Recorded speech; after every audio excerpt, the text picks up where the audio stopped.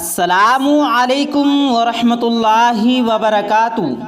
عزیز دوستو، آج کی اس ویڈیو میں ہم آپ کو بتائیں گے کہ کبوتر کے پاؤں سرخ کیوں ہوتے ہیں، یعنی اس کی کیا وجہ ہے کہ کبوتر کے پاؤں سرخ ہوتے ہیں۔ اور دوستو، اس کے ساتھ ساتھ ہم آپ کو یہ بھی بتائیں گے کہ حضرت علی رضی اللہ تعالیٰ عنہ نے فرمایا، رات کو ہر گھر میں فرشتہ چکر کیوں لگاتا ہے اور ہر گھر میں کیوں گھومتا ہے۔ تو دوستو، بہت ہی پیاری ویڈیو ہونے والی ہے۔ آپ لوگوں سے گزارش ہے آپ لوگ اس ویڈیو کو آخر تک ضرور دیکھیں۔ ویڈیو شروع کرنے سے پہلے اگر آپ ہمارے یوٹیوب چینل پر نئے آئے ہیں تو ہمارے یوٹیوب چینل کو سبسکرائب کر کے بیل آئیکن ضرور دبا دیں۔ تو چلیے ویڈیو شروع کرتے ہیں۔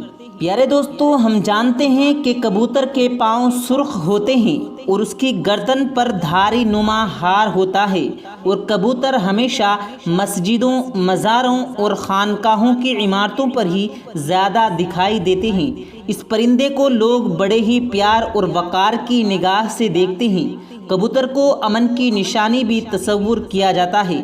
مگر دوستو، کیا آپ جانتے ہیں کہ اللہ پاک نے کبوتر کو یہ مراتب کیوں اور کیسے عطا کیے؟ اگر آپ یہ جاننا چاہتے ہیں تو آئیے ہم آپ کو بتاتے ہیں۔ پیارے دوستو، کبوتر کی اس عظمت کی براہ راست طوفان نوح اور حضرت نوح علیہ السلام سے وابستہ ہیں۔ حدیث شریف میں آیا ہے کہ حضرت نوح علیہ السلام نے کشتی ٹھہرنے کے بعد روئے زمین کی خبر لانے کے لیے کسی کو بھیجنے کا ارادہ فرمایا تو سب سے پہلے مرغی نے اپنا ارادہ ظاہر کیا۔ حضرت نوح علیہ السلام نے مرغی کو نہیں بھیجا۔ حضرت نوح علیہ السلام نے کوے کی ذمہ داری لگائی کہ جاؤ اور روئے زمین کی خبر لاؤ، مگر کوا مردار دیکھ کر وہیں گر پڑا اور واپس نہیں آیا۔ تو حضرت نوح علیہ السلام نے اسے بددعا دی کہ ہمیشہ ڈرا ہوا رہے گا۔ اس کے بعد حضرت نوح علیہ السلام نے کبوتر کو بھیجا تو کبوتر زمین پر نہیں اترا بلکہ ملک سبا سے زیتون کی ایک پتی چونچ میں لے کر آ گیا۔ تو آپ نوح علیہ السلام نے فرمایا کہ تم زمین پر نہیں اترے، اس لیے پھر جاؤ اور روئے زمین کی خبر لاؤ۔ تو کبوتر دوبارہ روانہ ہوا اور مکہ مکرمہ میں حرم کعبہ کی زمین پر اترا اور دیکھ لیا کہ پانی زمین حرم سے ختم ہو چکا ہے اور سرخ رنگ کی مٹی ظاہر ہو گئی ہے۔ کبوتر کے دونوں پاؤں سرخ مٹی سے رنگین ہو گئے اور وہ اسی حالت میں حضرت نوح علیہ السلام کے پاس واپس آ گیا اور عرض کیا کہ اے اللہ کے پیغمبر، آپ علیہ السلام میرے گلے میں ایک خوبصورت توق عطا فرما دیجئے اور میرے پاؤں میں سرخ زاب عطا فرما دیجئے اور مجھے زمین حرم میں سکون کا شرف عطا فرما دیجئے۔ چنانچہ نوح علیہ السلام نے کبوتر کے سر پر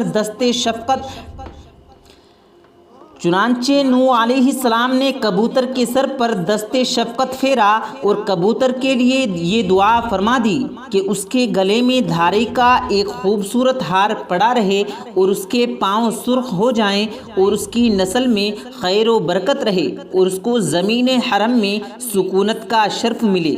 یہی وجہ ہے کہ حضرت نوح علیہ السلام کی دعا کے طفیل کبوتر کو اتنے مراتب اللہ تبارک و تعالیٰ نے عطا فرمائے ہیں۔ دوستو، اب ہم بات کرنے والے ہیں کہ حضرت علی رضی اللہ تعالیٰ عنہ نے فرمایا، جب رات کو سارے انسان سو جاتے ہیں تو اللہ کی طرف سے ایک فرشتہ آتا ہے اور ہر گھر میں چکر لگاتا ہے اور ہر گھر میں گھومتا ہے، اور وہ فرشتہ ہر گھر میں پورے دن کی روزی تقسیم کرتا ہے، یعنی رزق بانٹتا ہے۔ لیکن ایک گھر ایسا ہوتا ہے جس میں وہ فرشتہ گھومتا تو ہے لیکن اس گھر میں اللہ کی روزی تقسیم نہیں کرتا، اور اس گھر میں برکت نہیں ہوتی، اور اس گھر کے رہنے والے روزی سے محروم رہتے ہیں۔ تو دوستو، وہ کون سا گھر ہے؟ آئیے ہم آپ کو بتاتے ہیں۔ حضرت علی رضی اللہ تعالیٰ عنہ کی خدمت میں ایک عورت آئی اور کہنے لگی، یا علی، ہمارے گھر میں برکت نہیں ہوتی، رحمت نہیں ہوتی، صرف پریشانیاں ہی پریشانیاں نظر آتی ہیں۔ ہمیں لگتا ہے کہ اللہ پاک نے ہمیں بھلا دیا ہے، بس اتنا سننا تھا۔ تو حضرت علی نے فرمایا، اے عورت، یاد رکھنا، میں نے اللہ کے رسول صلی اللہ علیہ وسلم سے سنا کہ جب رات ختم ہو جاتی ہے تو اللہ اپنے فرشتوں کو زمین کی طرف بھیجتا ہے اور فرشتوں سے فرماتا ہے کہ ہر گھر میں میرے بندوں کے لیے رزق بانٹ کر آؤ، اور اس طرح سے رزق بانٹنے والے فرشتے اللہ کے گھروں میں گھومتے رہتے ہیں۔ لیکن افسوس یہ ہے کہ جس گھر میں لوگ ایک دوسرے کی برائی کرتے ہیں، ایک دوسرے سے حسد کرتے ہیں، تو فرشتے ایسے گھروں میں داخل بھی ہوتے ہیں اور گھومتے بھی ہیں، لیکن اللہ کی رحمت، برکت اور رزق اس گھر میں تقسیم نہیں کرتے، کیونکہ یاد رکھنا، جہاں یا جس گھر میں ایک دوسرے کے لیے دلوں میں برائی ہوتی ہے یا نفرت ہوتی ہے اور ایک دوسرے کے لیے حسد ہوتا ہے، تو اللہ کی رحمت ایسے گھروں میں داخل نہیں ہوتی، اور یوں وہ اور اس گھر کے رہنے والے اللہ کے رزق سے محروم ہو جاتے ہیں۔ پھر حضرت علی رضی اللہ تعالیٰ عنہ نے اس عورت کو فرمایا، اے عورت، جاؤ پہلے اپنے گھر سے ایک دوسرے کے لیے نفرت اور حسد کو ختم کر کے آؤ، اور اس کے بعد اللہ کی رحمت، برکت تمہارے گھر کے اندر داخل ہونے لگے گی۔ دوستو، اب ہم بات کرتے ہیں حضرت علی رضی اللہ تعالیٰ عنہ نے فرمایا، انسان ذلیل کیوں ہوتا ہے؟ ایک مرتبہ حضرت علی سے ایک شخص نے سوال کیا کہ یا علی، انسان زندگی میں ذلیل کیوں ہوتا ہے؟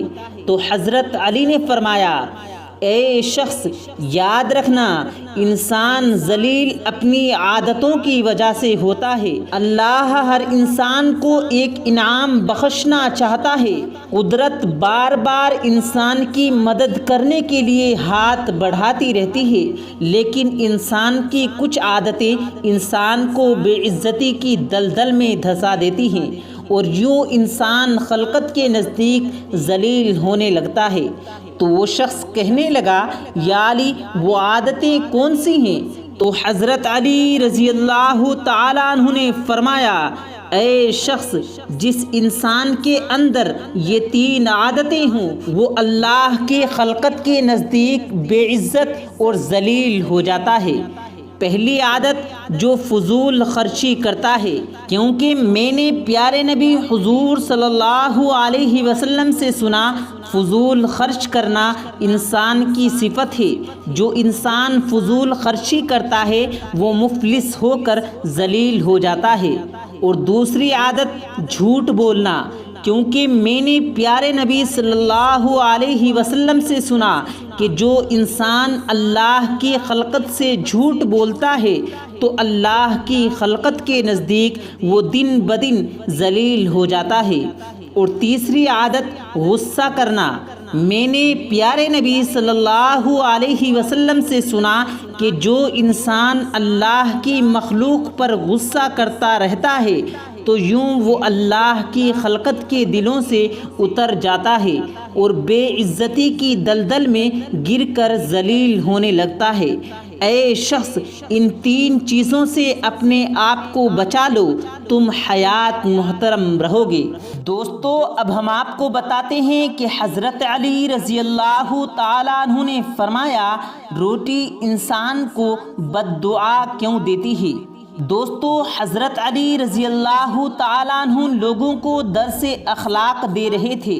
اتنے میں کسی نے پوچھا، یا علی، زندگی میں مصیبت اور عذاب آنے کی سب سے بڑی وجہ کیا ہے؟ تو حضرت علی نے فرمایا، اے بندہ خدا، اچانک سے عذاب آنے کی سب سے بڑی وجہ اللہ کے رزق کی بد دعا ہے۔ تو وہ حیرت کے ساتھ کہنے لگا، یا علی، رزق کی بد دعا وہ کیسے؟ تو بات جب یہاں تک پہنچی تو حضرت علی رضی اللہ تعالیٰ عنہ نے فرمایا، جب انسان بچے ہوئے کھانے کو زمین پر پھینک دیتا ہے اور وہ اللہ کا رزق زمین پر کچلا جاتا ہے تو اس وقت وہ رزق فریاد کرتا ہے کہ اے اللہ، تو نے مجھے اس انسان کے لیے خلق کیا تو کیا، لیکن انسان میری قدر سے ناواقف ہوتے ہوئے مجھے کچلتے جا رہے ہیں۔ یاد رکھنا، جب بھی کھانا کھاؤ تو دسترخوان پر بچی ہوئی روٹی کھا لیا کرو، یا پھر اتنا کھانا ہی نکالا کرو جتنا تم اخیر تک ختم کر سکو، کیونکہ میں نے اللہ کے رسول صلی اللہ علیہ وسلم سے سنا کہ دسترخوان پر گری ہوئی روٹی جب انسان کھاتا ہے تو وہ روٹی انسان کے لیے شفا بن جاتی ہے، لیکن اگر چلتے وقت یہ دیکھو کہ زمین پر روٹی پڑی ہے اور وہ پیروں تلے کچلی جا رہی ہے تو اللہ کا نام لے کر اس روٹی کو کسی ایسی جگہ پر رکھ دو جہاں پر وہ پیروں کے نیچے کچلی نہ جائیں اور اس کو اللہ کی مخلوق کیڑے مکوڑے کھا سکے۔ اے شخص، اس عمل سے اللہ کا رزق تمہارے لیے دعا کرے گا، اور رزق کی گئی دعا اللہ کبھی رد نہیں کرتا۔